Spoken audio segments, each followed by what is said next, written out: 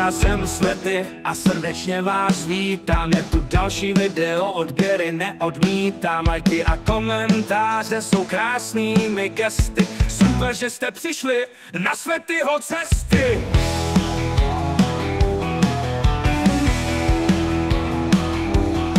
Svetyho cesty jsou autem, pěšky nebo na kole, přes hory, přes lesy a nebo přes pole. Cesty ke splnění našich snů, po kterých tak toužíme. Žijeme jen jednou, splnit si je zasloužíme.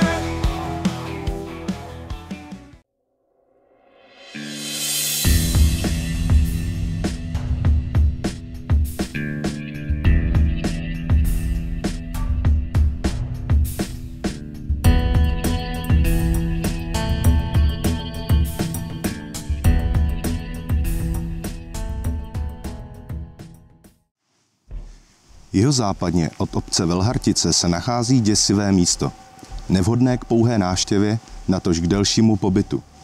Proč se nemá chodit na místní hřbitůvek, věděl už Karel Jaromír Erben, který se zde nechal inspirovat k sepsání balady Svatební košile.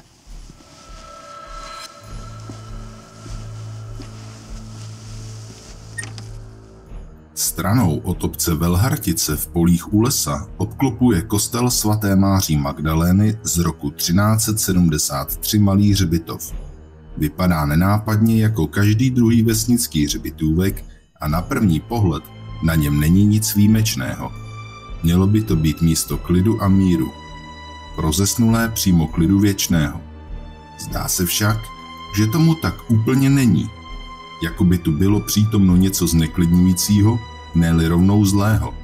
Něco, co tu přetrvává z minulosti. Něco, čím je vinen člověk. Hřbitov kdysi inspiroval básníka Karla Jaromíra Erbena k sepsání balady Svatební košile, v níž hlavní hrdinku unáší na hřbitov její zemřelý milý. Psychotronici před návštěvou hřbitova důrazně varují. I místní se neradi chodí, ať zde mají pohřbené své blízké. Ženy prý v kostele při mši omdlévají a vůbec se tu lidé celkově cítí divně.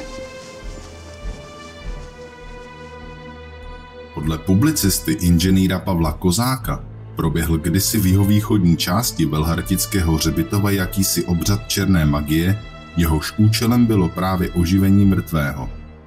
Tento obřad byl podle všeho úspěšný a stopy velmi negativní energie, která se při tomto rituálu uvolnila, tu zůstávají dodnes.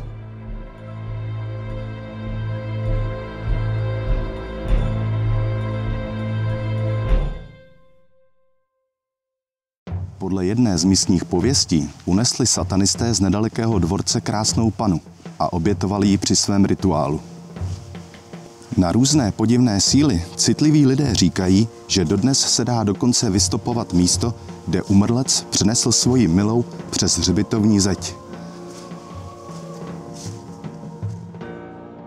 I tady prý dodnes zbylo něco zlého z té děsivé noci a třešeň, která tu dlouho poté vyrostla, to zkroutilo do tvaru odporné smrtelné křeče.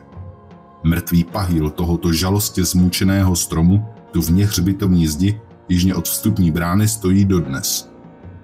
Tím ale prokletí hřbitova neskončilo. Traduje se, že na místě dnešního zděného kostela stál původně kostel dřevěný. Když byla místní osada napadena lupiči, nebozí vesničané se v něm i se svými dětmi skryli před ozbrojenými nájezdníky. Těm ale majetek nebožáků nestačil. Ve své krutosti duše a možná i pod vlivem temných sil hřbitova kostel zapálili i s lidmi. Lidé zde umírali v nepředstavitelných bolestech. Ještě dodnes se tu prý ozývá bušení na dveře a volání o pomoc. A jako by to nestačilo, skrývá Velhartický hřbitov ještě jednu zvláštnost.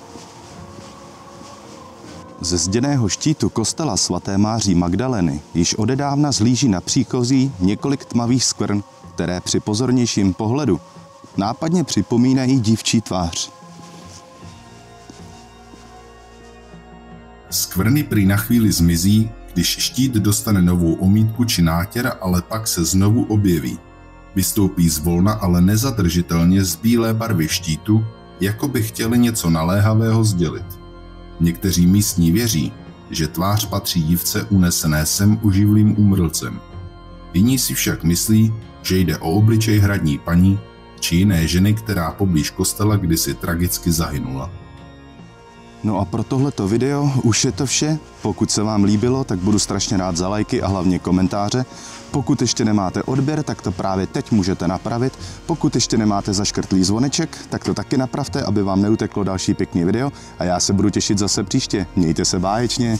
Ahoj!